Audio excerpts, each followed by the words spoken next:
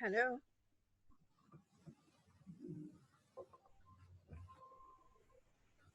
Hello.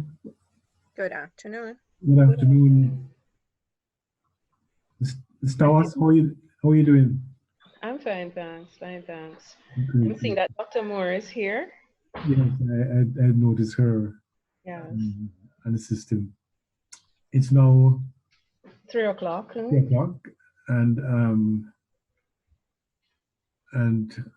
I think we need to start. We have 23 persons. How many persons we expect to be here? I have no idea that, Both but everybody was told. So first and second year. yes, first and second year. Right, And I see people from both groups. right. Okay, so let us start. It's 3 o'clock, a minute past 3. These are indeed challenging times, and so we have to take extraordinary steps. And maybe this is the context in which we are having this session today, Sunday, which is a church day for some persons. I know that most churches, the activities are kept at home. So, but nevertheless, we have to press on. This will continue forever. I'm sure that we will overcome all these challenges sooner than later, because we clearly, as Jamaicans, and I'm sure the rest of the world, have that determination that we are not going to live forever with the virus. We're going to subjugate the virus, and we're going to continue, maybe not in the same old way, but at least at some level of authority and control over our lives. And this is at least one of the ways to do it. That is to get ourselves up to speed for teaching and learning. So let me formally welcome everyone here, especially our students from the HRD program. We expect to have both first year and second year students. And our main aim is to get you up, what I call up to speed with the technology for teaching and learning. But let me also take time out to welcome our special presenter from the School of Education, Dr. Shantel Moore. Just to say, for those who didn't know, she did the presentation for the academic staff for the HRD program yesterday, and she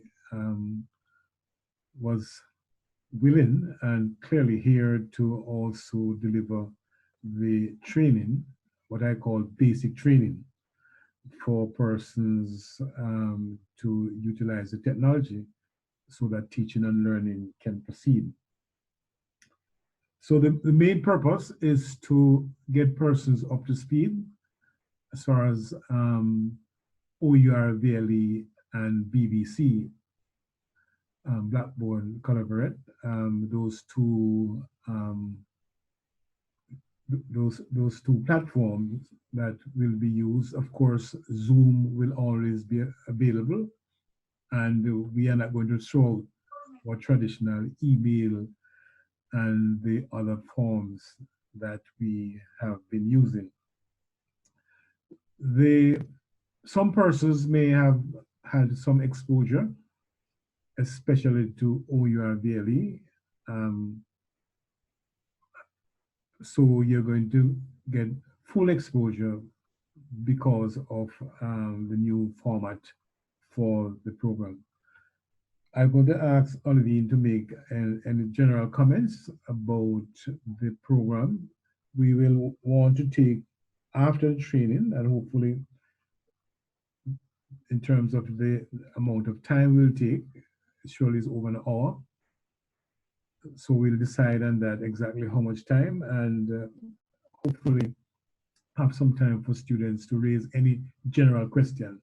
So general questions won't be raised now, but after the formal presentation of the session, and we will be available for 10 or so minutes for that.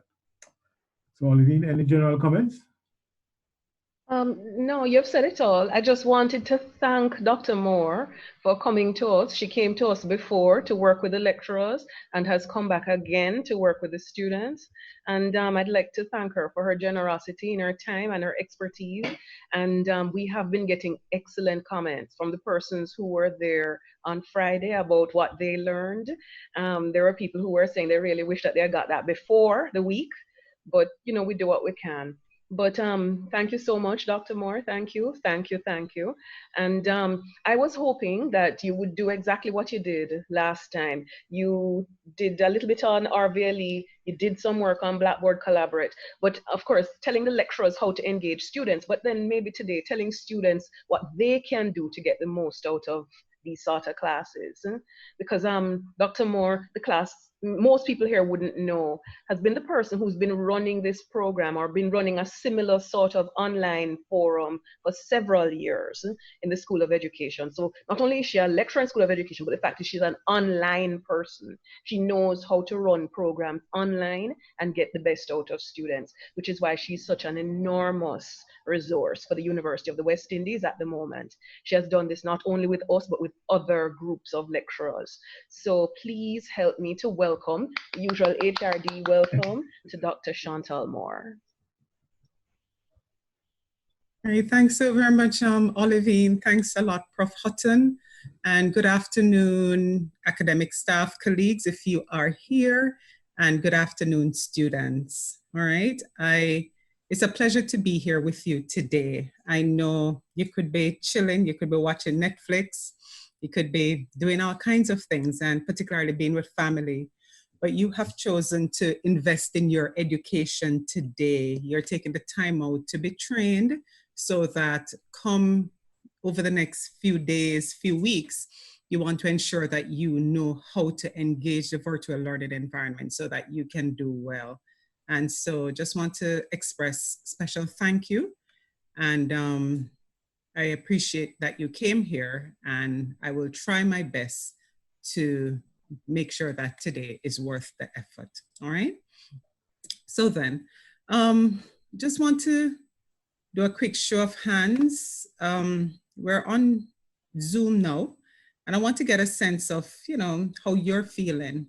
Are you good? Are you feeling, you know, sufficiently adjusted to all that is happening around us locally and globally? You're finding a place where you can just relax and get back into education. Do we have any such persons? If you're in the chat space, could you just type a yes in the chat space if you're getting in that frame of mind to just accept and be, and to weather this thing as best as you can. Just use the chat space to type a Y or a yes, if that's you. So I see Sean has said yes, you know, he's at that place. Ashley is also at that place. All right, just 2 out of 48 of us. What has happened to the others? Is it getting there? I appreciate that honesty, Stephanie. That's excellent. All right, what about the others? Is there anyone who is a no? Very good, Joan, getting there. Is there anyone who is a strong no? Anybody? Very slowly says Galaxy Note 8, whoever you are. Yes, Joan is getting there. Excellent. Well, I can tell you that we're all in this together. Debbie said, not really.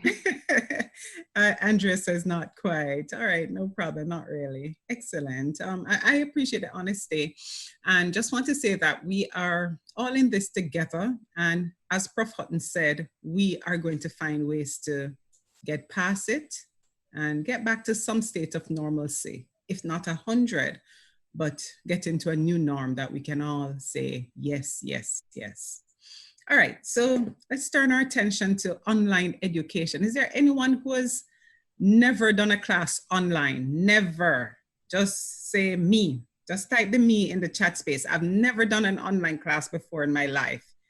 All right, a couple of me's. I like how the me's are rolling in much quicker than the earlier question. The earlier question asked you to be in a space where you had to really reflect and think. With this one is a yes or no answer. So quite a lot of me's and nevers. So I want you to type in there one adjective that's describing how you're feeling now going into this online space. Just give me an adjective. Type one adjective. Anxious, understandably so. Hopeful, I like that positive spin on things. Uncertain, nervous, curious, I like the mixture very much. Marsha, what about you? I don't see anything from you rolling in, Marsha. And you're, I know your face very well. And what about Nichelle? Nichelle, are you there? Are you rolling in any comments? I'd like to hear from others of you. Uncertain, anxious, at home, and comfortable. I like that, while someone else is uncomfortable. Excited. Thank you very much, Nichelle. I appreciate that. The reality is that we won't all be at the same place, and we shouldn't expect to be at the same place. Each of us will have a different reality going into online learning, because this is not what we all signed up for initially. You had signed up for a face-to-face program, but COVID forced us into choosing another option. And because we value you as students and we know that you want to complete your program, we have opted to go online because we are responding to the need for you to finish out your program, and we want to ensure that you get the best as we finish. And face-to-face will not be the same as online and vice versa, but I can promise you that the experience can be great either way, either in face-to-face or online. It really just depends on a couple of things. It depends, I want to start with maybe you, the students. It depends on what you come expecting. Depends on what you come expecting. So it's good to have high expectations, and I would support that 100. But what you have to do in this time is to exercise flexibility and to accommodate, knowing fully well that your lecturers were also plunged into this, just as you. So if your lecturers are not quick on the draw, if they don't seem to be, au fait with the technology as you'd want them to be, if they are not, if there are some technological glitches where you lose out on time because you're on at 3 o'clock and your lecturers are not on yet, and so on, I'm gonna ask you, let's try to be patient and flexible and exercise a lot of tolerance, because your lecturers are also getting the hang of this as you are. So that expectation is there. The other expectation is that your lecturers are going to deliver the best way that they can. And I know that every lecturer on this program has that intention to deliver the best way that they can. So if it means that sometimes they'll have to call on the expert advice of students in the group, because there are 52 of us in here now. And the truth is, we're all at different levels of competence. And so you might find that your lecturer is not as savvy technologically as you might be. So I'm gonna say in this online space, as we finish out this semester, that you try to be your lecturer's keeper, your colleagues' keeper as well. You're gonna help each other to get through this and get through it well. All right. So if it is that your lecturers are not identifying the right button or label or whatever it is, and you know the answer, let's be gracious and let's bring each other along. We'll get to that place. The important thing is we're all of the same accord. We're moving on to finish out our education in this program. And that's what we're about. All right. So then, students, you will be doing your program online. And so we know that your lecturers have expectations. We know that you have expectations. We know that we have to be patient. We have to be flexible. So now we also have to know how to use the interface so that we can get the best we can. So the interface that we'll be using is ORVLE. It's the system that Mona, the learning management system that Mona uses. When you look at it in terms of background context, It's really built on Moodle. Moodle is a learning management system that Mona uses, but Mona, we have personalized it and we have called it our VLE, means our virtual learning environment. So that is a space in which we're going to be learning for the rest of the semester. Now, every student who is registered in this program should, and if not quite yet, will have access to our VLE. Once you have registered for your courses, then you should have access to our VLE. If it is that when you log into our VLE, you're not seeing your courses there, then I know that it will be worked out. Ms. Thomas will assist you through the process. Just make sure you maintain those communications with her to ensure that you get sorted out, all right? So when you get into our VLE, remember that UE has a password system, and it's that password system that you have to use to enter it. So every student has a unique ID number. So that unique ID number is what you use to log in. And that password that started with your date of birth, and then you changed it to something unique to you, that's the password that you use to get in. Remember that MITS, Mona Information System, right? MITS, Mona Information and Technology System. Remember that they change a password every so often. So you have to watch it, you have to monitor it, because when you log into our VLE, it will tell you how many days you have left to the change of your password. Don't let the password expire if you don't have to. If it expires on you, then you have to call MITS and go through the process of getting it sorted. Whereas if you monitor the timeline, you can actually change the password yourself, and it's just a seamless process. So let's exercise some responsibility as students by making sure that one, our ID and our password to get into MITS, that those are functioning. If they aren't functioning well, certainly before tomorrow, by tomorrow, I'm gonna ask you to contact MITS and get yourself sorted out so that you can be a part of the class, all right? So then when you get into our VLE, I'm gonna share my screen with you now so that you can see what it is that you are likely to be seeing. Now, every lecturer's classroom, yes. How much time do you plan for your session? Today? Yeah. Yes, I'm planning not to go beyond an hour. Okay, great. All right, thanks. Today's Sunday, people need to eat dinner and be with family, all right?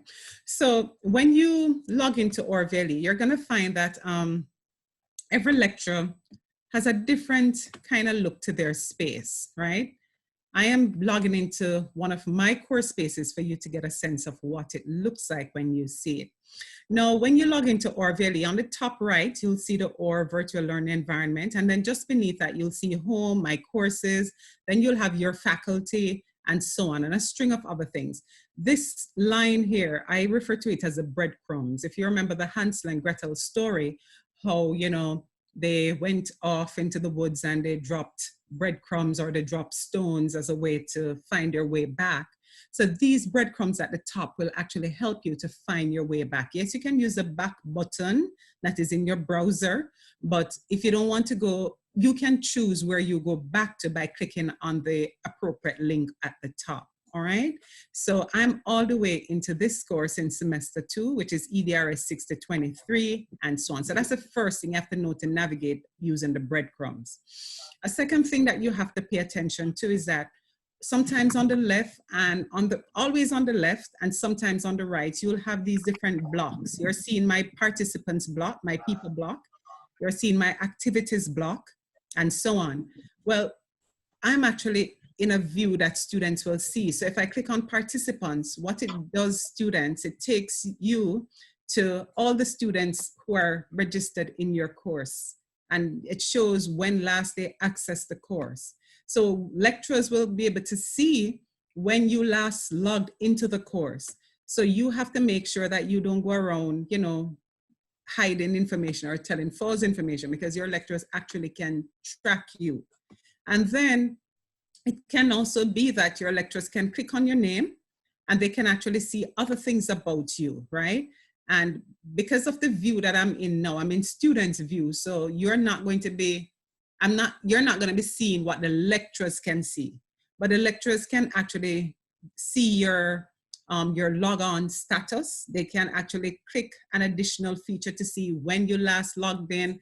They can look to see what are the sites that what are the different tools or activities that you looked at, how long you've been on them, all of those kinds of things. So the online space lends itself to more accountability, right? So whereas in the face-to-face, you can hide away, you can slip away, you can say anything and your lecturers have no way of verifying it. I just want to put it out there that in the online space, your lecturers definitely can check up on you more often. And so when it is that you do not log in, your lecturers are likely to reach out to you to say, hey, Shantel, what has happened? How come you have not logged in for now 20 days? Let's stop. All right, so be aware of that, the participants, but also in the participant spot, I'm going to encourage every student to upload his or her pic. In the participants section, you can actually update your setting to have your photograph. If you notice, my photograph is right up top to the right beside my name, Shantel, and that's a photograph which I have uploaded to ORVLE. Choose a photograph that's appropriate and do your thing. And then the activities are here on your left, and the activities actually are the different tools that your lecturer is using within the ORVLE space. So in this course, students have assignments to do. The external tools is where the Blackboard Collaborate session is located. Students have forums, and students also have resources in terms of links to external maybe sites like videos, PDF documents, Word documents, and so on. So those are the activities that I am using in my particular course. If you also notice that there's an administration block where the students can click and see the grades that they have gotten for any assignment that they have submitted and the lecturer has marked. You can actually click to see what the grades are. And then this switching role, it's because I am now functioning as a student. So if I were to return to my normal role, my screen would change and I could get back into the lecture frame. But I'm not going to be in the lecture frame today. Today I'm operating with you as a student. So you get into your course and you're going to find that your lecturers will welcome you into the course space, and that's very good. Pay attention to whether or not, look at what your lecturers are saying. They might be informing you of alternative ways that you can communicate with them. Phone numbers, email addresses, they might set up a consultation space for you. Different lecturers, as I said, will do it differently. And, you know, so you will, when you come in, don't necessarily think that it's going to be the same across every lecturer's course space. Not at all. There are some basic things. There's a framework that's basic, the ORVLE framework. But when you go inside each course, the lecturers will sort of organize their courses differently. And I want to use again the metaphor of a house. You can think about like a townhouse complex, and all the townhouses in the complex look the same from the outside, the same color paint on the outside, the same kind of roofing, the same kind of windows and so on. They're all the same on the outer part. And that's what you'll find with ORVLE. The course containers are all the same on the outer part. But when you go into each townhouse, the decoration, you know, how they have outfitted the inside, everybody's different to some regard. And so when you come into your courses, you're going to find differences, all right? But I just want to highlight to you some of the things that you need to pay attention to when you come in. So I already pointed out the participants page, the kinds of activities, pay attention to your welcome and contact information from your lecturers. There's a space called class news and announcements. When lecturers post here, it's a message that goes out to all students, and it goes out to your UE email address, because that is what UE Mona has for each student on the system.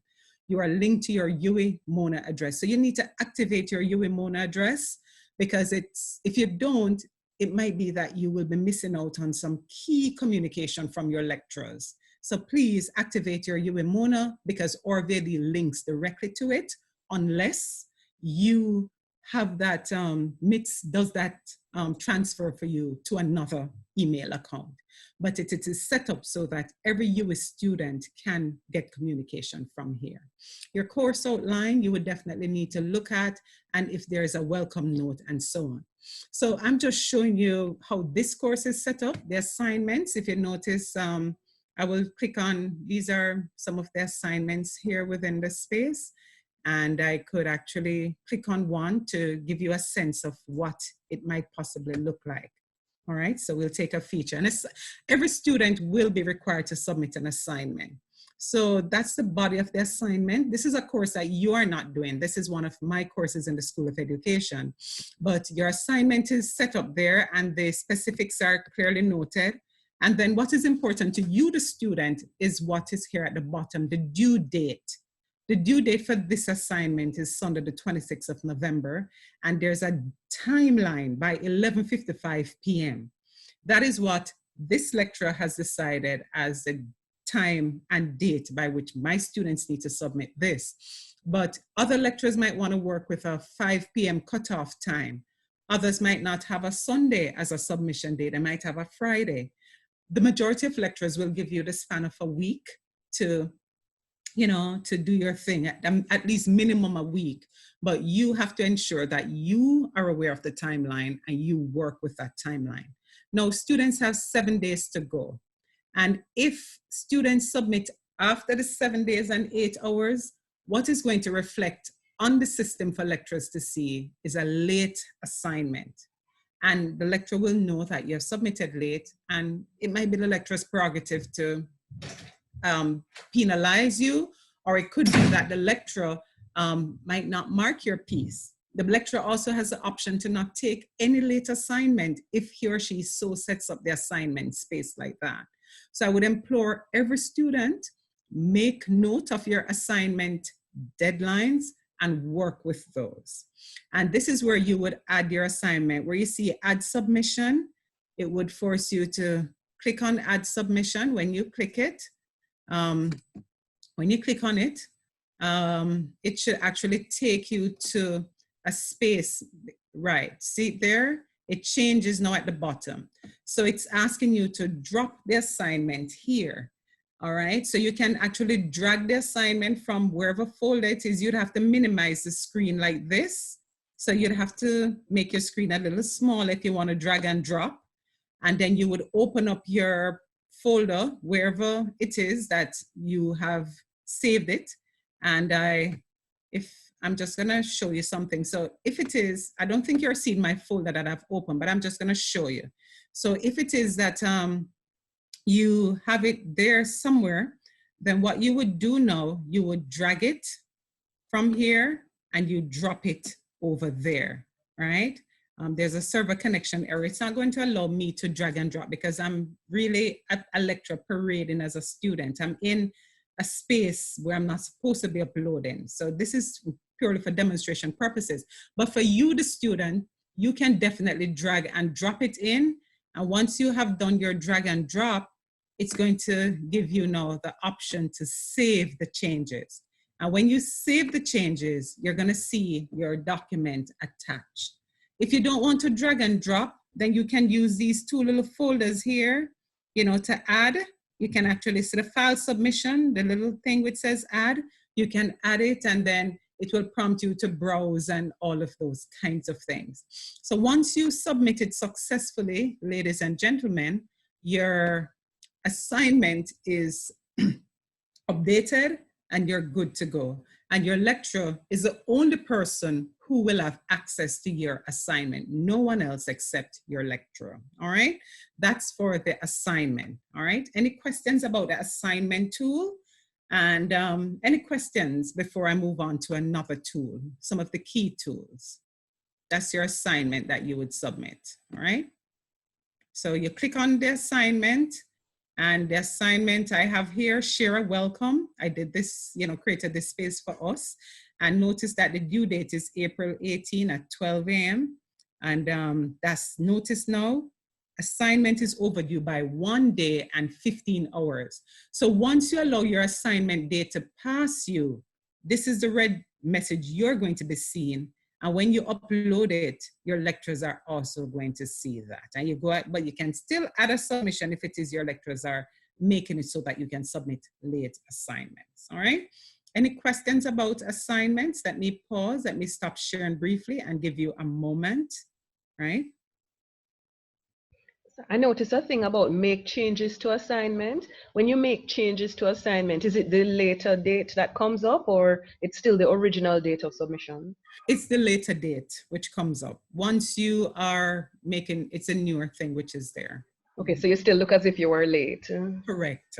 Okay. But if your lecturer has a problem, the lecturer can go in and check the analytics to see that you had already submitted and that you made modifications to it.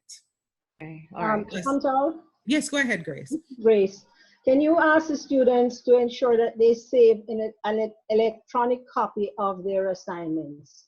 Thank you so much. So you have heard it from Grace's mouth. Because you are working with Orville and you have to upload an e-copy, Grace is asking you, Dr. Grace is asking you to please ensure that you keep a folder wherever on your jump drive or computer, and every single assignment that you upload for each class, you must keep a backup copy just to be on the safe side, all right? Especially in the case where we know we have power cuts or you may have done something and the system will not necessarily maintain a backup copy. It's still unsure as to whether that can be done. So students must have a backup copy somewhere. Excellent. So please ensure that you keep very good records. All right. So that's the assignment. See, Debbie was saying that is consideration given to the possibility of challenges or glitches that may arise regarding the technology itself. Absolutely, Debbie. Your lecturers are human beings and they know what is happening now. And so what you should do, any student who is submitting, suppose you're supposed to submit something today at 4 p.m. and you notice at 3:50 that your Wi-Fi is iffy and all kinds of things, then you need to send a communication to your lecturer. And right there within Orville, you can send a message to your lecturer by clicking on the participants link and finding your lecturer's name, click it, and you'll see send a message. You can send a message there so that when the lecturer opens up Orville, the lecturer will see that message from you. Dear Dr. Grace, I did not submit on time because I had internet challenge. I'm having internet challenges now. So in the event that my assignment doesn't get to you at 4, just to let you know. Right, in fact, yes, go ahead. No, I'm saying the university is actually saying that it is encouraging people to give a band of time. So they have a 48-hour period because the university does understand that internet problems arise in Jamaica all the time. So the university was saying that's why they didn't want to have timed exams and that sort of thing, proctored exams. That is why they're doing a lot of take-home exams and submission of assignments, precisely for what Debbie is saying there.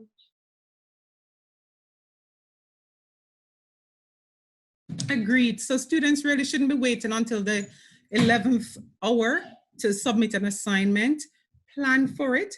But really, sometimes it is that it should be the 1 or 2 persons, not every student in the class who is working down to the wire and, you know, will have those kinds of challenges. So please go ahead. And I'll tell you this little joke about, I'll say it out loud just to get it out there. In my years of teaching online, I've seen students who have uploaded a Word document, knowing fully well that it's a blank Word document or it's not the correct assignment. And then they will pretend like, you know, they thought they had uploaded the correct thing. And so now when I'm coming to mark it or days later, we'll discover that when I open the lecture, open it, it's blank, or some other crazy thing is there that doesn't apply to the assignment. Please do not do that. It makes you, the student, look bad because the lecturer knows what you're doing. So let's not do that. Let's be responsible as adults, and we're all adult learners. There are times when an issue might arise. Talk with your lecturers, let them know ahead of time. Don't try to hoodwink the system and, you know, because you're the only person looking bad. All right, don't Besides, upload. when the Yes, lecturer asks for the assignment, they will see the date on which your assignment. So you've done the assignment after the time, and they will see that on the file when you upload that. Because believe me, people like me check for that sort of thing.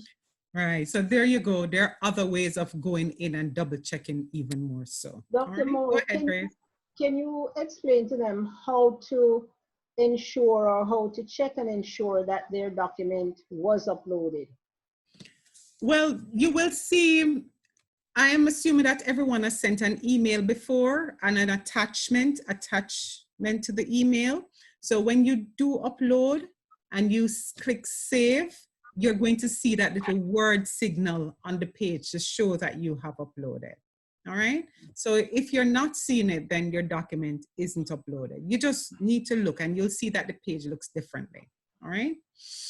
I wish I could show you, but because I'm in a lecturer role and not as a student, I won't be able to. But you, the student, when you go on, you will see it whenever you have an assignment. And as Ms. Thomas says, don't wait until the last day or the last moment. You can check before, and you know, if you're not sure, you can get feedback from someone who is au fait with the system to tell you whether it's up or not. All right. Sorry, one last thing, Doc. You showed when you were passing by on your course, you were showing us a lecturer consultation space for students. Could you show us that so that students could see? Right, definitely.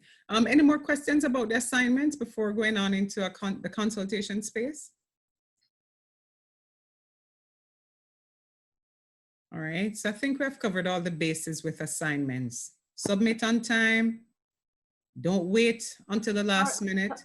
If you have challenges, ensure that you communicate with your lecturers. Yes, there might be internet issues, but your lecturer might have a WhatsApp group and so on. So you pay attention to those. Ensure that you keep backup copies in the event of anything that happens. Yes, go ahead. Sorry, Dr. Moore. Is there, explain to them whether there is a size limitation as well for the upload of the assignments? All right, generally the lecturer will tell you the word limit for an assignment. So you should try and work with those word limits available. In Orville, a lecturer can choose what's the maximum upload file size. And usually the lecturer will choose the largest, right? So I would say to you, don't let your files be bulky and unwieldy, and work with more just the Word. And you know, some people tend to have all of those, when they do a Word file, they have some borders and a whole lot of pictures and so on. If the assignment doesn't ask for those things, try and keep it basic. And the other question should be, the question you might be asking is, what software do we use to upload? Are we uploading as a Word document or as a PDF document? Usually your lecturers would prefer a Word document, because when they download your assignment, some lecturers will want to give comments on the document. So a PDF, not everyone has a PDF reader to go in and edit. So please upload your documents as Word documents unless otherwise told. And make sure that you stick with the word limit in the event that your lecturer has limited the file upload size. Oftentimes it's one file that you're allowed to upload, but your lecturer can actually enable more than one file. But I would say to you, be very clear about the specifications of submission so that when you upload, you don't have those kinds of challenges. Also, when you upload, sometimes they might set it up that you don't have an opportunity to re-upload. And that is also another challenge. So we want to ensure that when you upload, you're good and ready to go, all right? Because you might, I think the lecturer can choose one upload or multiple uploads, all right? But I would advise you to try and make sure that the document you upload is that final version. If it is that you have to make amendments and re-upload, try. If it fails, then you let the lecturer know and they can allow you to re-upload, all right? So there might be little glitches, but you communicate with your lecturer so that he or she will know and they can assist. All right. Any other questions about the assignment feature? Or communicate with the office and we would communicate with the lecturer on your behalf. All right, so the question is, what about documentation? So what about when you submit as a Word file and things get skewed in terms of alignment? Will that be taken into consideration? Usually with the Word documents that I've seen over the years, however you upload it, that is what comes down. I've never seen the Word documents out of alignment at all, unless it is that the lecturer is reading it on a phone or a tablet, but they should be able to, they should know that it's going to maybe open up differently if you minimize screens and so on, but generally it opens up correctly. And yes, Orville has a facility for lecturers to return your document with comments. So you upload your version, the lecturer downloads it, and the lecturer will insert comments, and then they re-upload the one with the comments right there. So where do you go to get feedback on assignments? You go right back to the assignment page that you submitted on. That's where you go. All right. So then let's move on from assignments, and we want to now look quickly at another tool, and that is Mrs. Thomas asked me to share with you the bit about consultation. So there are different tools that a lecturer can use to consult with you, all right? A lecturer can use a forum space right here. If you notice, it says consult with your eTutor office hours. This is a forum space, and students can actually go in there. When a student clicks on it, come on. If you notice, I'm spelling out to you that this is where you can post your questions, comments, queries, anything regarding your course here. And the lecturer will log in at least 3 times per week. And the lecturer says on a Monday, Wednesday, and Friday between 4 and 8 to read and give feedback, all right? So you have to, that's the time that the lecturer is telling you that he or she will be there. This is what you'd call an asynchronous kind of consultation space. It means that you and the lecturer are not online at the same time. So your lecturer will need to check this space often enough and see. So here you have Anne-Marie who had submitted something, and the date is there. She submitted it from the 23rd of February, but no response has been given as yet. So I've not responded to Anne-Marie here because we have a WhatsApp space going, and also you, it was, you know, we communicate in many other ways, right? So I've responded to her, and we also meet, but it would be good for lecturers to acknowledge right here that, you know, yes, Anne-Marie, and respond here. So that is something that lecturers will have to bear in mind, that when you put the consultation space, you need to really check it as often. And even if you have other spaces, it would be good to come here and acknowledge. But sometimes a lecturer might forget to come back here and acknowledge if the issue is dealt with in other places. So like within this course, we actually have a Zoom session. So yes, we have the consultation space, that's the office hours, but students, if this is all that you have, then this is where lecturers will go. But there are other places that a lecturer might meet students. So for me, I meet my students every Thursday from 7 to 8 p.m. Jamaican time. And this is a Zoom link. And these are the times when we would meet, all right? So I have other places where I meet with them and I get issues addressed. So the consultation in the Zoom, whereas up here, the consultation office hours is asynchronous. It means that we're not on at the same time. In the Zoom session is a synchronous communication space. It means that we are on at the same time. Just like we are now, this is synchronous, real time, it's happening live. So we know we will log on at 3 p.m. on Sunday and we will have conversation. So that is also another consultation that lecturers might use. A third one could be the chat. And the chat is just like you would do in your text messaging on the phone. But the thing with on the phone is that people tend to check their phones every now and again, or they'll hear a ping coming in, a beep, something to alert them that a message has come in. If the lecturer uses a chat feature, because you can have a chat space set up here, With the chat, the lecturer will need to tell you when he or she is going to be online. So the lecturer might say, I'll be online every Monday and Wednesday from 4 to 5. So if you want to talk in real time with a lecturer, that's when you would need to log in to get the real time talking. Otherwise, it won't be a real time chat, all right? The third option that lecturers are likely to use is the Blackboard session. And Blackboard is similar to Zoom, where you meet synchronously in real time. So whenever you see this little puzzle feature, this little puzzle icon, that's the Blackboard Collaborate icon. And so I'm setting it up, and it's called synchronous meetings. That is how, you know, you should see it loading. And as students, you are going to log in here. My class, there are some other links, but these are not the ones which are important. My students know that this is it. This is the course room, the meeting room, and it is unlocked and available. And that is where my students are going to log in, all right?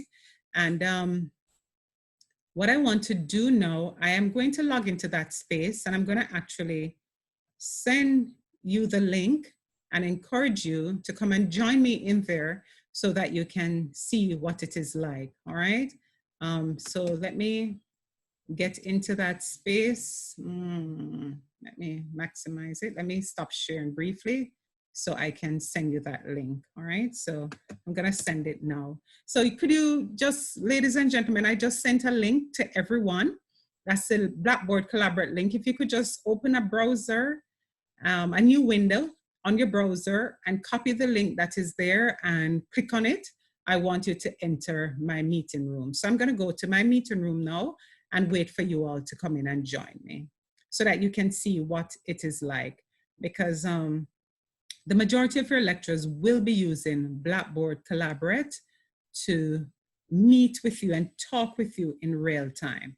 And to get into the room, you would click on, as I showed you, you'd click on the Blackboard Collaborate. Let me back up 1 minute. So what you would do, you would find this puzzle looking icon, you click on it.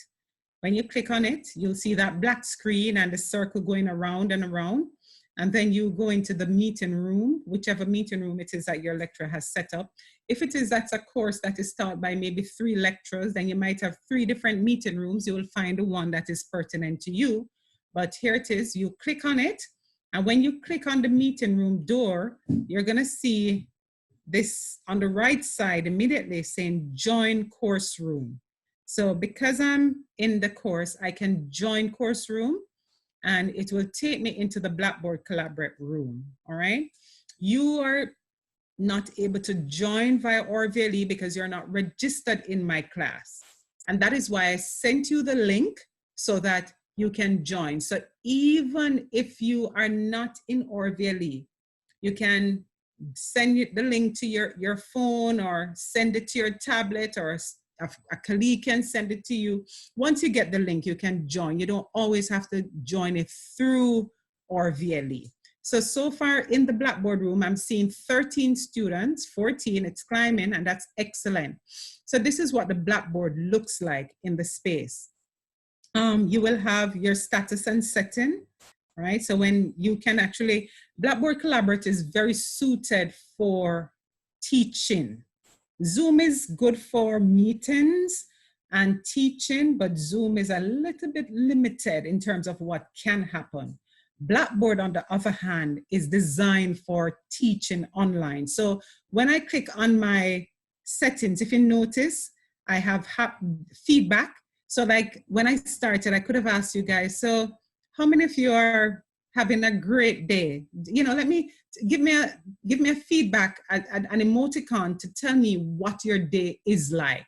And so many people probably would put happy, some would have sad, I don't know. But from there, it could be an icebreaker now into talking about what persons are going through, maybe for 3 minutes, and then they get into the matter of the synchronous discussion for the day. So you have that option. And also you have the option when you click on you can put up your photograph, you know, you can do more things and put up your photograph and so on. The mic is here. Everybody's familiar with the mic. If I want to talk to you through Blackboard, I would have to unmute And then I can now talk with you and you can hear me through Blackboard Collaborate, all right? I'm gonna mute it back because I'm using Zoom to share. And then you could also have a video, just as with Zoom, and you also have the opportunity to raise your hand if you need to ask a question or comment in the classroom space. You need to look for this purple label at the bottom right of the screen. When you click on that label is going to show you all the features that you want to engage with. So it's quiet in here because nobody has said anything yet. But if I were to unmute my thing and I'd say, hello guys, how are you doing? And so on, then, you know, it could happen. You will see that it's not so quiet. But more than ever, with this, it's actually waiting for me to talk to you. So hi, students. Notice it's no longer quiet. My message is there. So that's a space that we can have our chats. So that's the first thing that you can do there. You can talk. Then the other square is for attendees. When I click on it, I can see all the students who have logged into the Blackboard Collaborate session, the BBC session. So I'm seeing 24 persons have logged in, and Stephen is giving the thumbs up. Nice, you're really utilizing the different features. Excellent there, Stephen. So you can work with it. And if you notice, I am actually able to see what each student is going through. I can look at their control. So many different things a lecturer has the potential to do in the space. And then when I go here to the third square, I'm seeing share content. So when I click on share content, nothing is being shared right now because as the presenter, if I wanted to share a PowerPoint slide with you or so on, then I could do that, right? That's what I would do there. And then this is my settings. This is where I can actually change my photograph. This is where I can change up speaker, all kinds of things I can do in that space, all right? So remember the tabs. The tabs are important. This tab feature is very important, and to Steve's message and with his thumb up, right? So you can also, that emoticon, you can, you know, choose to use different kinds of emoticons in terms of how you're feeling and what's happening, you know. So I've just done the prayer hand. You can, everybody, you can just select an emoticon right now. Once you're in the space, just click on that drop down and put an emoticon there so that, you know, we can see what you're thinking or saying right now. So just to click on something. All right, so that's what you can do. That's one. Very good, Debbie. You're smiling upside down. Nice. Excellent. So what you shouldn't do is get distracted in your classroom space as your lecturers, you know, they're doing their thing. The other thing that I want to tell you about in this is that there's the opportunity for breakout rooms. And by breakout rooms, it means that your lecturers can actually put you in groups to have sessions. So say, for example, this is a class that we're having now. And at 3:55, I'm gonna say, okay, we're gonna pause now, and I'm gonna put you in groups for you to have discussions for 10 minutes. And then at the end of the 10 minutes, I'm gonna bring you all back. So your lecturer really can group you randomly in groups, or your lecturer can put you in groups of choice, how the lecturer wants to. And when you have your discussion in 10 minutes time, the lecturer can get you back from your breakout rooms and bring you into the main room. So let me explain the concept of breakout rooms. If you can think about it, it's like you all meet in the auditorium and we talk. And then you go off into different classrooms to have your meetings. So the breakout rooms are the different classrooms. And then I tell you to come back in 10 minutes time. Everybody comes back to the auditorium. So that's the concept of the breakout rooms. You go and discuss and you come back. And when you come back, you as a student, you can actually have sessions where you're sharing. Yes, Doreen, I see how happy you are. And, you know, so Shauna, you're chilling in your dark glasses. And Shanae is like, really, what is all of this? And Anik is pretty happy. Stephanie, thumbs up. Excellent. So everybody's engaging with the space. So with the Blackboard Collaborate, you as students, you can present as well. And your lecturer can present in the space. Your lecturer also has a whiteboard space. And because I've logged in as a student, that's why you are not seeing, because because I've logged in as a student, you're not able to see the breakout rooms because only the lecturer can create the breakout rooms in Blackboard Collaborate, all right?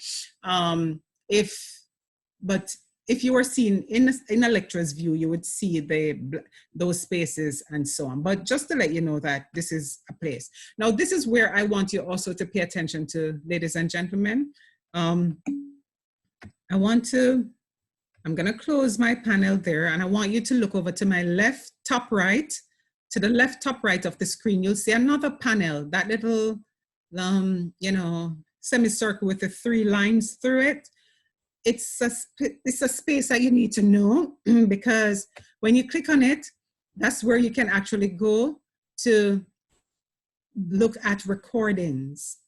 This is where, if the session is being recorded, and it can be recorded by your lecturers, if you miss the session for any reason at all, you can go here and you can find the recordings. And so you select recordings. It's not showing up here now because, for one, I'm in student view, and 2, there's no recording for this class yet. But once we finish the Blackboard Collaborate session and so on, then any student who might have missed it, or a student who wants to go back over it, you can always go in and listen to the recording that you missed. And you can also leave the session from here. So just to let you know, those are some of the key features. Any questions about Blackboard Collaborate now? Any questions? Any questions about Blackboard Collaborate?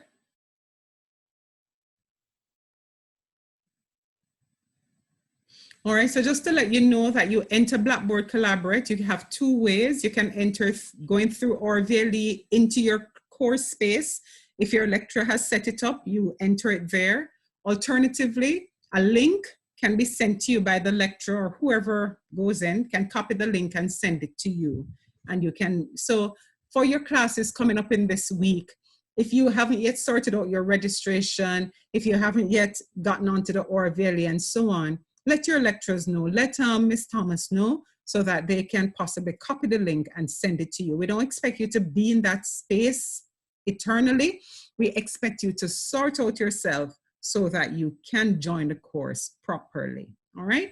So the last thing, since there's no question, read Blackboard Collaborate, I want to now quickly go into the other business of the forum. I just want to quickly show, yes, go ahead.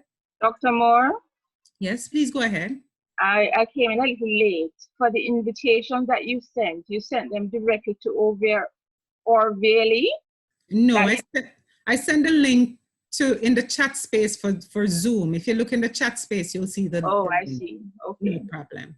All right. Yeah. You're very welcome. So I'm gonna go I'm back just now. thinking that that link could have been sent via email or any other means that the lecturer Absolutely. wants to invite the student to Blackboard Collaborate. So Absolutely. And you're correct there, Olivine. I just use convenience because we're all in this space, and I wanted everyone to get the experience of logging into Blackboard and see what it is like to move around and play around. All right. So just to point out that this is a more or less what a unit would look like. You'd have your start date and time, not time, the date. So this unit stretched from February 10 to 16, a little preamble from your lecturer about the nature of the unit. Then your lecturers are likely to tell you what are the learning objectives, and then they will possibly put resources there for you to open up and read. And if you notice, when I click on the resource here, a new window opens up to the side, and the resource can actually be like a chapter, it can be an article, you name it, right? So here's an article or a chapter that was uploaded. The resource can also be a video.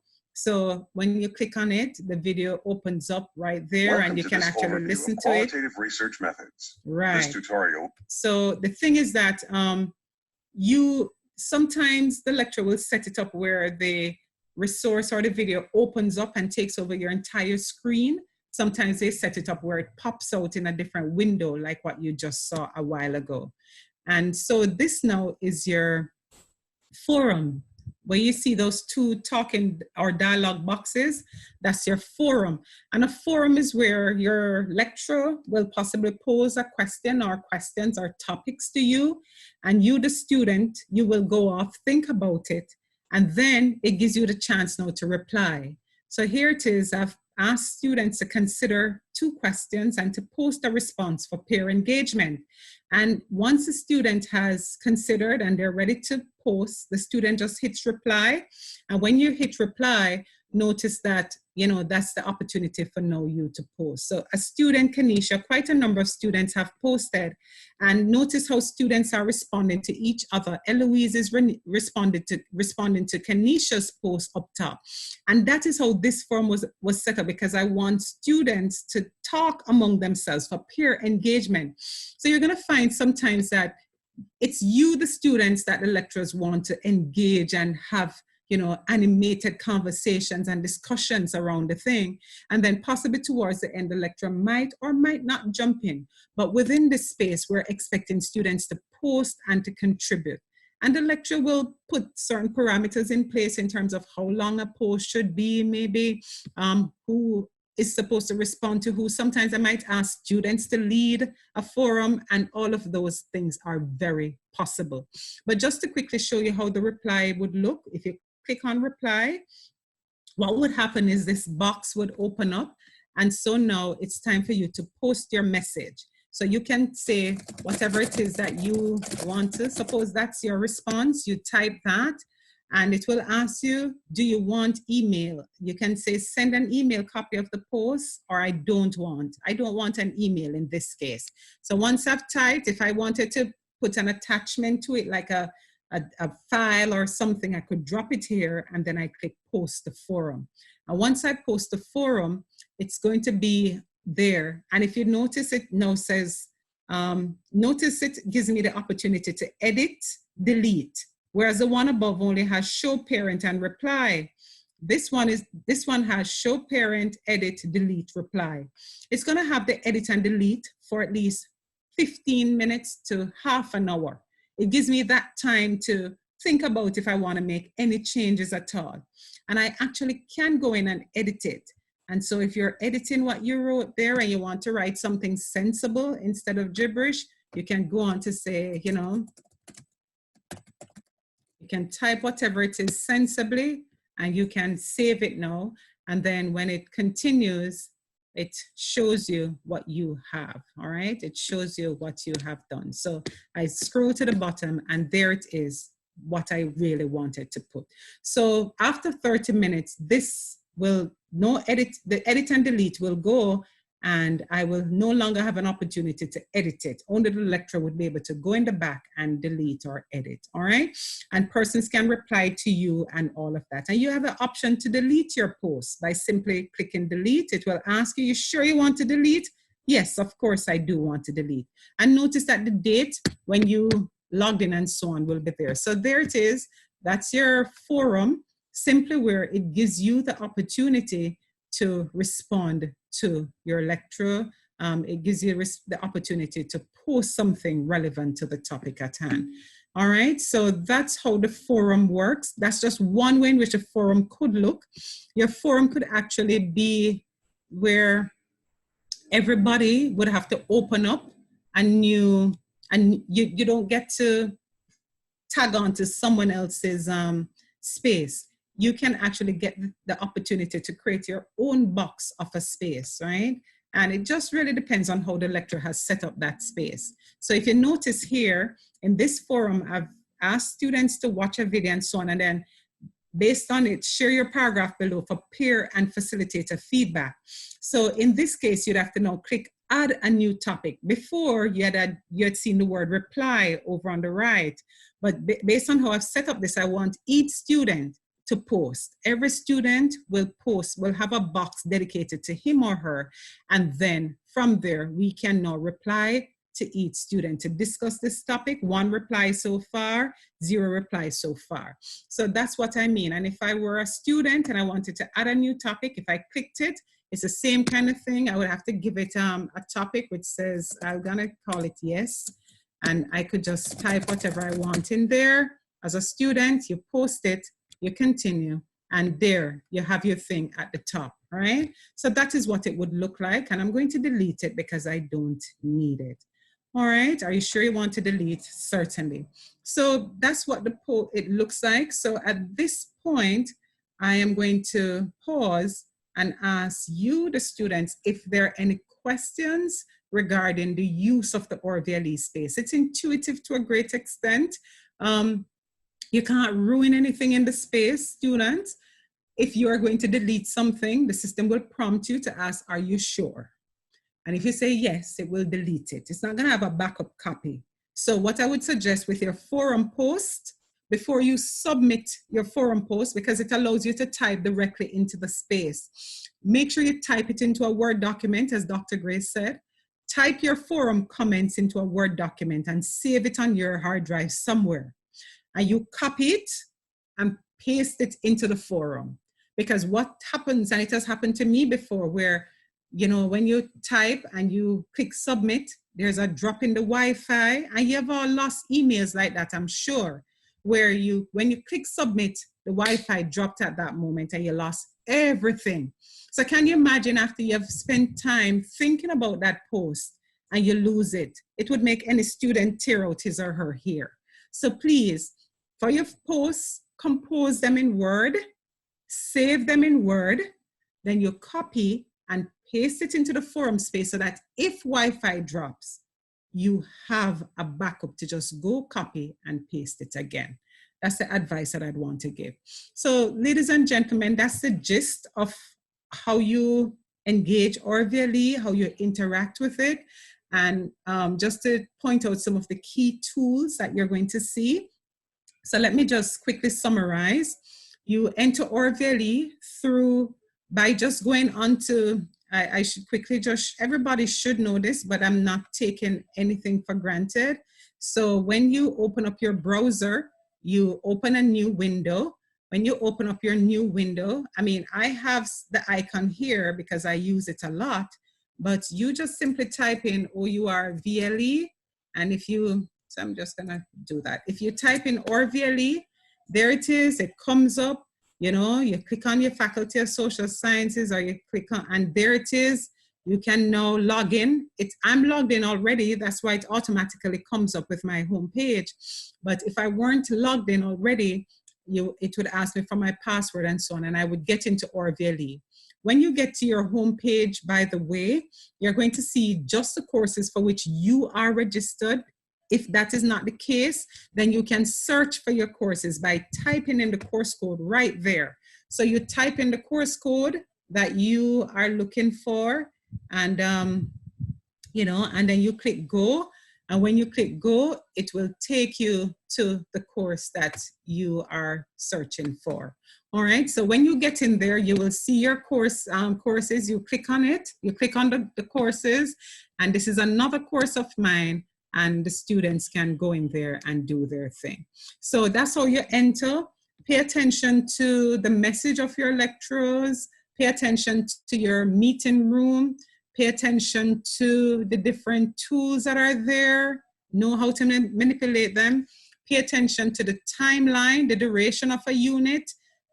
We're now, if you notice, this is January 20 to 24. I really should move down to a current time.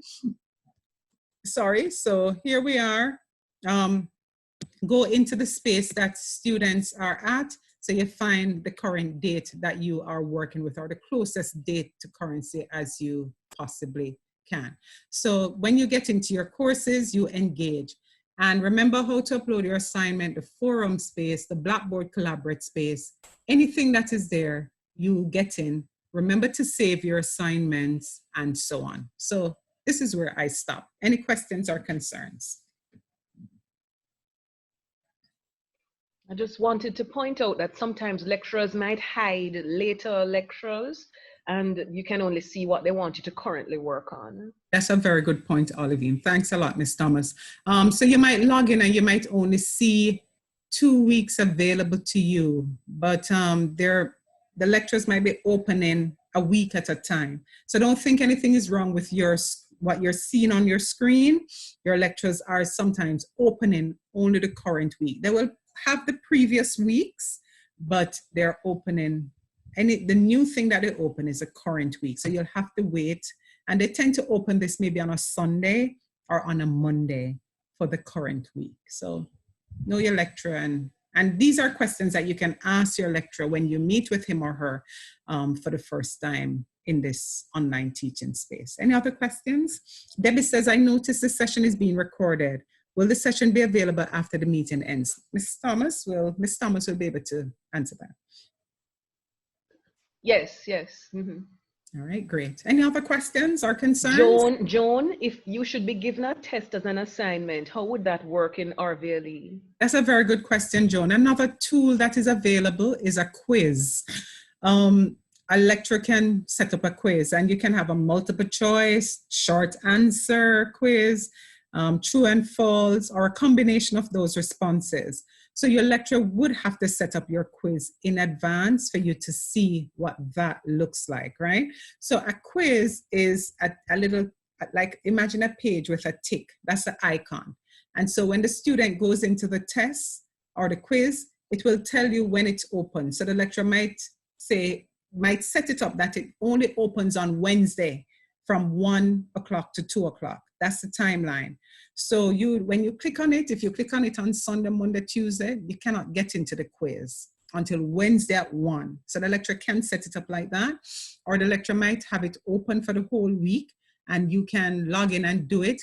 The lecturer can time the quiz to say it's only an hour. After an hour, whether you're finished or not, the quiz is going to be submitted without even you manually doing it. So all those parameters are available. So the thing is, the quizzes are automatically marked. So the lecturer can show you your grade. It can set it up for you to see your grade immediately. The lecturer can choose to delay you seeing the grade. So those options are available. And if it is a quiz that contributes to your coursework mark, then your lecturer, once that quiz is submitted and the system marks it, if it's a multiple choice, true or false, short answer, the system will mark it. And the lecturer will have access to the grades. So your grades will be available on RVLE for your lecturers to see. You might not see it yet until the lecturer wants you to see it. So if it is for the course, then you need to know that and put your best in there. The quiz, a quiz can also be like a kind of essay, a paragraph kind of thingy, where the lecturer has to read it and manually grade it. That is also possible. In terms of the confidentiality of a quiz, it's the lecturer's decision about how that quiz is going to be done. So all of us were supposed to be maintaining social distancing now. So in normal times, a lecturer probably would tell all the students to come to the computer lab, do the quiz in the 1 hour, and then leave. But nobody is necessarily going to be over you watching your computer or monitoring it in that way. So if a lecturer is giving you a quiz right now as part of your coursework, then it's a kind of quiz that the answers are not immediately found on online or internet. They're going to set it up so that it's not easy for you to go find the answer somewhere. And they're also going to set it up within a timeline that all students probably will do it for this particular time on this particular day, and that's it. If it is that the lecturer sets it up where you can do it for a week at any 1 hour that is convenient to you, then the lecturer also has the possibility to make the questions random. The lecturer has the possibility to change up things. Many things the lecturer has the prerogative to do with a quiz. So that's an option as well for assessment. Okay. Shantel, is there a practice space in Blackboard for the students? Once a lecturer creates a Blackboard session in his or her course and leaves it open, it says unlocked, then the students can go in at any time, even if the lecturer isn't meeting you. It becomes that open space. So students can meet in there if they have a group work doing and they want a space where they can meet like this. They can go into Blackboard Collaborate in that meeting room in the course once the lecturer doesn't lock it, and the students can meet and do their thing. No, right? What I meant is, like, in terms of getting accustomed to Blackboard, is there a practice area where they can go into Blackboard and practice, accessing and go in and look at everything and play around? It doesn't happen until the lecturer creates it in his or her course space. Okay. Yeah. All right. So that's what you'd have to do. I don't know if maybe just on Google, you could type in Blackboard and see if there are free space opportunities, just like with Zoom, that you can go in and create a free Zoom account and play around. Blackboard possibly have that. I've not explored it, but it possibly exists where you can do a trial thing or a free thing. All right. Thank you. You're welcome. Yeah, based on the discussion that you just had about doing tests on RVLE, I was just thinking the only lecturer that I am aware of who plans to do a quiz on RVLE is the statistics lecturer, and I was just thinking it makes sense for him to give even a little statistics homework assignment, so, you know, with the same format as the test. But Yes, just as a practice. But I think I'll recommend that because it could be frightening if you're going to be doing it for the first time for a grade. Right. And it's always good to, you know, the lecturers can, a quiz is also something that is a kind of formative assessment. It doesn't always have to be an end assessment, you know, a summative assessment. Yeah. So with the formative, you have been given information to read and to think about. So as a way to close out the unit and as a fun activity, a lecturer can put a quiz in there, but not for grading purposes. Maybe just for participation or to get students to think about how much they have absorbed and processed. So if you see a quiz, if it's not part of your coursework assessment, don't worry about it like it's gonna make or break you in the course. It's really to make you understand and apply the material more. Yes, good. Cool. All right, guys, I did say I wouldn't go beyond an hour, and I think I've picked out some of the key areas that you are likely to come across. And please remember that Ms. Thomas will definitely, you know, be there. Any questions or concerns, if it is that you need any assistance, you can let her know. And if I need to, then I will make myself available. So thanks a lot, Mrs. Thomas and Prof. Hutton, for inviting me to share with students. And students that said at the start that we're all at different places. And I want to end by saying, yes, we're all at different places in terms of how we feel right now, our experiences, as well as our competences in technology. But we're all getting there. We're working towards a better place, from anxiety to comfort to hopefulness, and to move beyond curiosity to engagement. So thank you very much.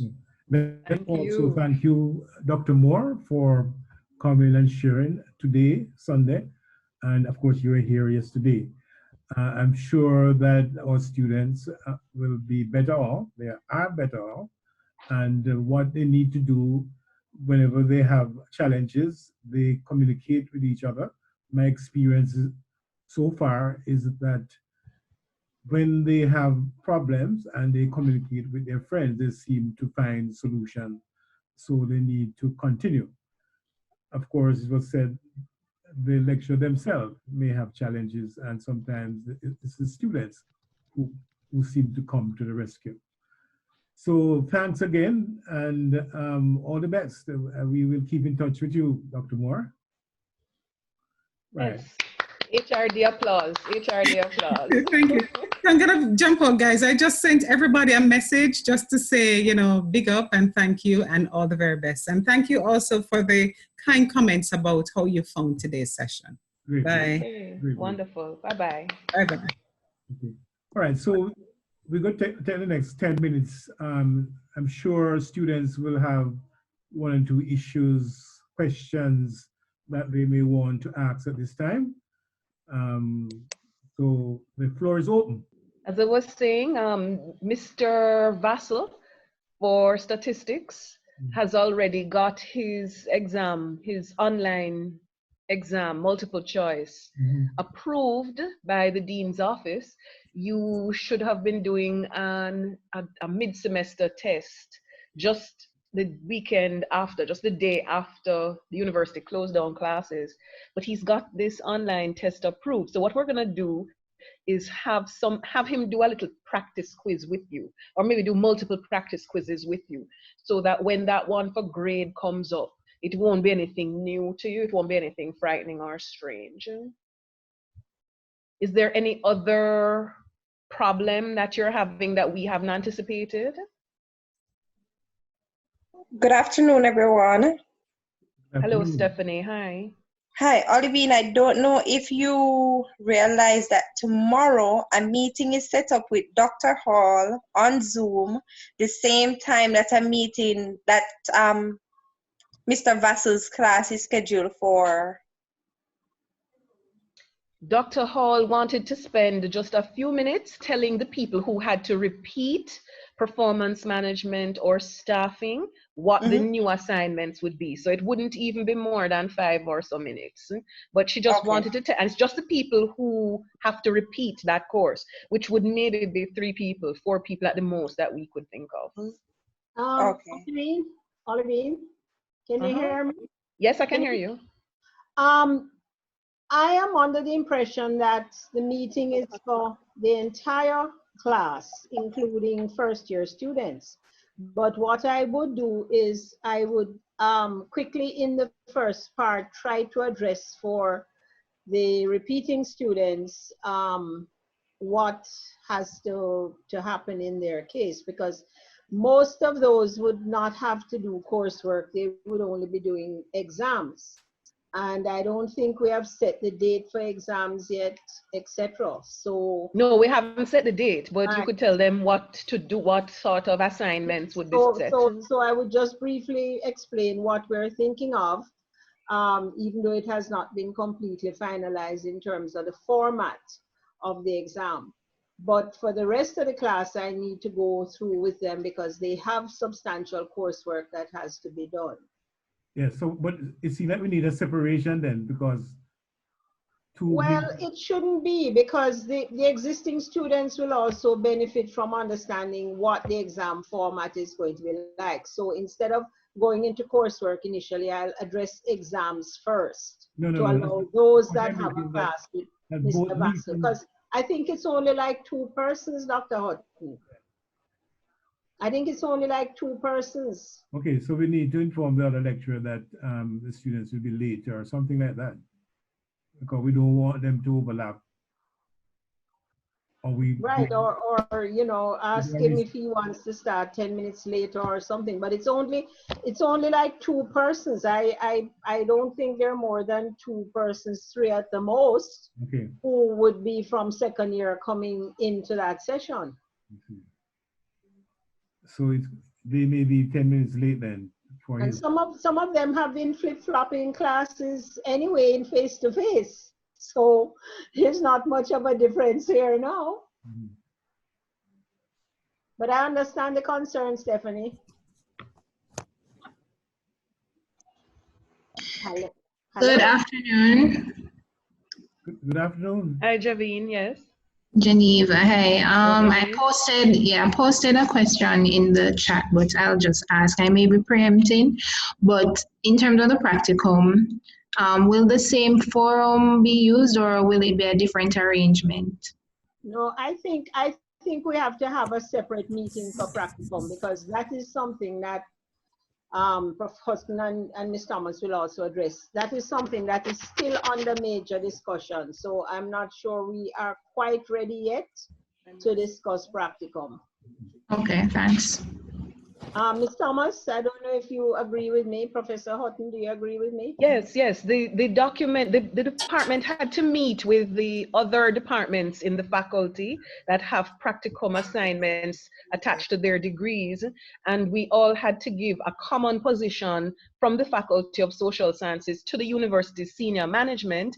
We did that, and that document was submitted last week for the whole of the Faculty of Social Sciences. So we have not yet got approval for the various things that we have put instead of the practicum that you were expecting before. But as soon as that comes out, we will let you know. But as I said, we haven't had it approved yet. The sort of things that we're going with are things that you do not have to actually go into organizations to do. You can do online, data collection. You can do things like write manuals and write policy documents and those sorts of things. It's things that you don't need to go physically. But as I said, the faculty agrees, but the university's senior management, they have to agree as well. And it's when they do that that we will get to tell you in detail what we have put forward. Understood, thanks. Yes, so a session will be held when we receive the approval and see exactly what and the format and the However, requirement. I did ask the persons who had got organizations to agree to work with them to find out from those organizations if they're still willing to go ahead with you. Not that you're going in, but if they would be still willing to work with you even remotely. So that would help. I'd ask people to do that. I haven't had anybody respond as yet, but please do so. If you have an organization, just double check with them to see if they're still on board. Yeah. Yeah, and the impression I get is that there are some students who may have would have identified and made contact with organizations, so they're just waiting for the formal stuff to start so that they can proceed with their practical. Yes, the most important thing being the dates, because even though I'd gotten, I would say, a tentative approval, well, an approval, I probably with the whole COVID situation, you know, not being able to go in, would like to know like the dates. So if it's a case where they can still accommodate us, so that at least want to know the time period that we're working with. But I suppose when all of that is agreed on, then we can make that decision at that time. Maybe I think we'll be in a position to give some general idea in terms of start date and completion date, but in terms of exact dates, it's going to be after the approval of senior management, but we surely can give you some ideas. Yeah, but what will probably happen, because I understand Geneviève's concern, what will probably happen anyway, Geneviève, is that there won't be a face-to-face component. Most likely it will be telephone contact or video contact, you know, if the client has Zoom or you have a Zoom account, that sort of stuff, but there won't be any face-to-face contact. So it will be a matter of rehashing the dates now according to, you know, the university's dates, etc. Right. I'm seeing two questions here. How will we be assessed for finals and what is the date for the test? Though every time when you go to your lecturers will speak with you about these things. That is what the first week was supposed to have been about. I understand that there were some hiccups. So make sure that you ask them this week what their assessments are. The only assessments that have not been approved as yet is a practicum. So they should know what they're doing for all other courses. So they should be able to tell you what they're doing. And as for the dates for the test, for Mr. Vassel's test, I'm assuming, he will be able to tell you that. Olivine, has the first year students been notified about tomorrow's meeting? Yes. And how long had we set aside for that meeting? No, it was just a part of your class, at the beginning of your class. Okay. So it won't be really a class. I'll be spending the time explaining to everybody what they need to do as far as their coursework and answering questions and, you know, so forth, so forth. So I noticed a lot of the first years have not come to this afternoon session. So I'm going to ask those that are on here now to pass on the word, because everybody's going to have to know how to use Blackboard. But I noticed a lot of first year persons have not come on the session this afternoon. The second, there's a question here. Are there plans being considered to provide support for mental and emotional health to better help us cope? The University Health Center is still open for business. So I would suggest you call them. You could call them and speak with one of the counselors there. They're still open for business. And I think it's important for students to know that we, the lecturers, are aware of the difficulties many of you face. I mean, I'm facing a lot of difficulties too. I mean, you know, and it's a very stressful time for everybody. And one of the nice things about the online learning system is that it's also going to allow the lecturers to even have more of a relationship with you, and you should feel free to share on a one-on-one basis with a lecturer if you're having difficulties. It's not that you're just going to be thrown out there and left to sink or swim. If you're having difficulties, I encourage you to communicate with your lecturer, and if all else is failing, I hate to say Miss Thomas because she's been working like 48 hours in a 24-hour day, but Olivine is still there. She's been a great support to me and to the other lecturers. I know she's been a big support to all the lecturers. So, I mean, you know, feel free to talk with us because it's a very stressful time for everybody. And it's an unusual time, but as I said on one of the other lectures before, this is what we call the black swan time. Out of this should come a lot of good. This is our black swan, and I'm encouraging you also to give feedback in terms of what can be improved and what can be done differently, and you know, just exactly what challenges you're having, whether you're having personal challenges or just challenges with the system, because we know it's a stressful time. Yes, and as I said to you, we try to anticipate your needs. So, but you know, tell us if there are things that we did not anticipate, but we did try to anticipate what you needed and put that in place for you.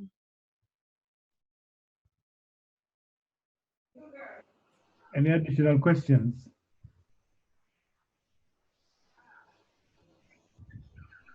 There's a question here about paying the balance and then getting grades. I'm not seeing the something about grades. Alvin, what do we do if we're unable to pay our school fees? Will we be able to sit our exams until, okay. The principal has said that given these unusual times that we're going through, the university will try to be a little more lenient in terms of allowing students access to the facilities. So for example, ordinarily, you would not be able to get on RVLE if you haven't paid your fees. So the principal said that he was going to instruct MITs to be a little more flexible about that sort of thing. Now, the exams that you're getting, the ones that have been approved, it's not a sit-down exam where you swipe a card to get in. So the lecturers will be giving you take-home assignments. They'll be asking you to do things online and that sort of thing. So yes, you will be able to do work without having completed your payments. However, you do recognize that we can still hold on to grades, and you would not get your grades until we were assured by the bursary that all was well. But yes, this is actually a blessing for people who haven't paid, that they can still get through because of the unusual times, and the principal saying that he's going to be a little more lenient. Not indefinitely, but he will be a little more lenient. I think students will still have to go and make the necessary negotiation and agreement, because ultimately the grades have to be submitted before your completion of your degree. Program. Yeah, and your program. So even if the payments are delayed because of the different mechanisms in place, ultimately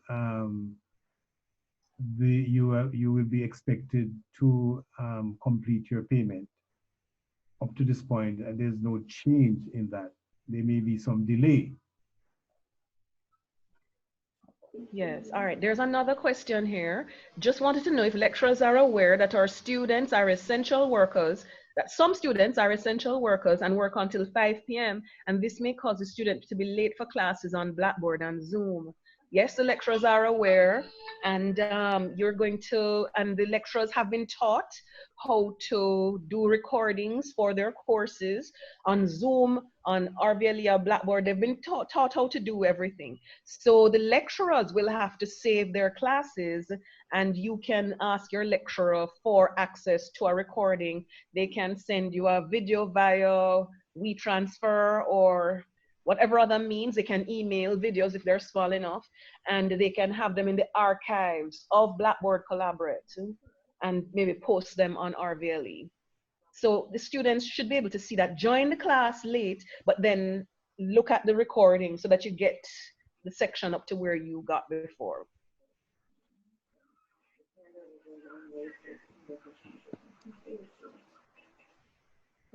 if you have, there's a somebody has contacted a company and to facilitate with the practicum. Yes, we are still, I'm working from home. It's not that I'm on holiday or anything. So if you need a letter, I can still provide a letter. Obviously, I'm just emailing it to you. I'm not producing any paper letters anymore, any hard copy of letters. So if you just send me the details, just as you did before, I will provide the letter for you to send to the organization that is agreeing to help you. At a meeting with Dr. Hutton recently, he said a hard copy of the final intervention report is required in addition to the uploaded copy. Is this still the case? Professor Hutton? Which group is this? A member of the class is asking, at a meeting with Professor Hutton recently, he said a hard copy of the final intervention report for OD is required in addition to the uploaded copy. Is this still the case? Yeah. Well, I made the point that they need to submit their completed assignment soft copy, but still have prepared a hard copy, because this is a requirement of the university that you really need to have a copy of the assignment stored up to 2 years before disposal. But for based on the immediate needs and the agreement of the university, your assignment must be submitted soft copy. Yes, because there's nobody to actually accept a hard copy for you, from you, at the HRD office. Right. But yes, just have it, keep it at your home, just have it there. This will end at some point, and then you can just bring it in and we store it just to have it in case there's any legal requirement later. But that wouldn't be for now.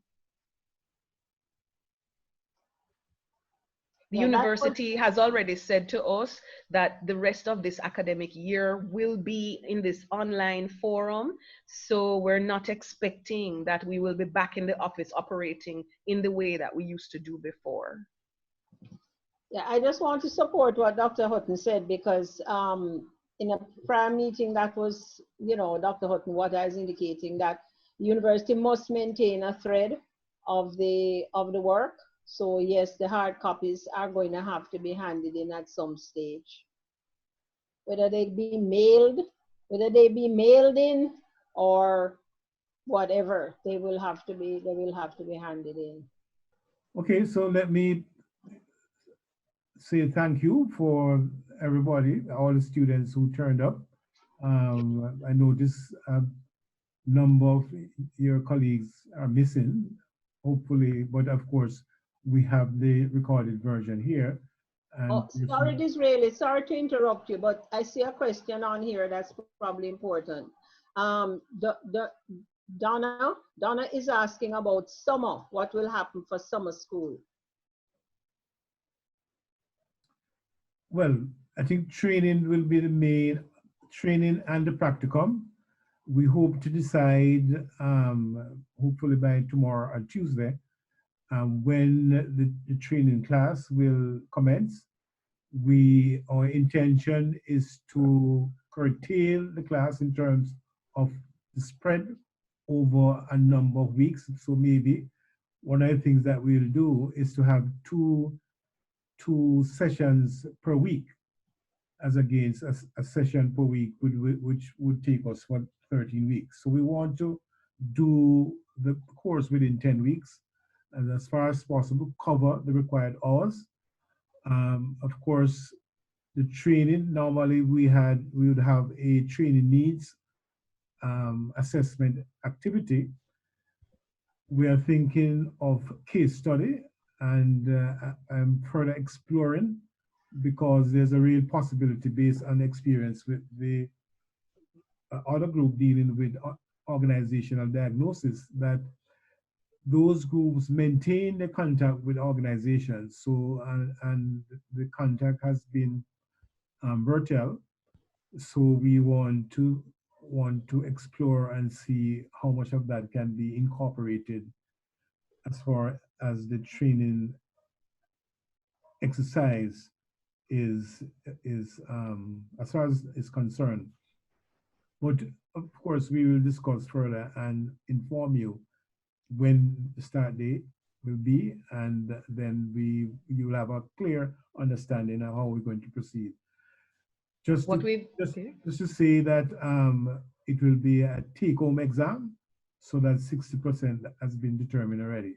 So the main concern now is how do we accumulate the scores for the in-course component, and we have looked at some options, and that information will be provided soon. Right. As for when it will be offered, one of the things we were looking at is that as soon as the exam section tells us when we're allowed to select dates for the semester 2 assessments, and we've approached them asking them that, we would try to put your exams in the very first week of that, so that we can start the training course in the very next week behind that, and then take you as far as we can down into July. So that is how we plan to make those weeks. And as Professor Hutton said, have more than one session per week. It just means that you don't have as much time between the classes as we normally allow, but you would still get the full training class, the full experience of training. So as I said, we've already started to make plans for that. As in, we have approached the exam section to try to get your exams as close as possible to the start of the exam period. So let us conclude at this point, and as I say, you can access the recorded version of this meeting and training, and we will see each other at our respective classes online. Okay, so thanks for coming, everybody. Walk good.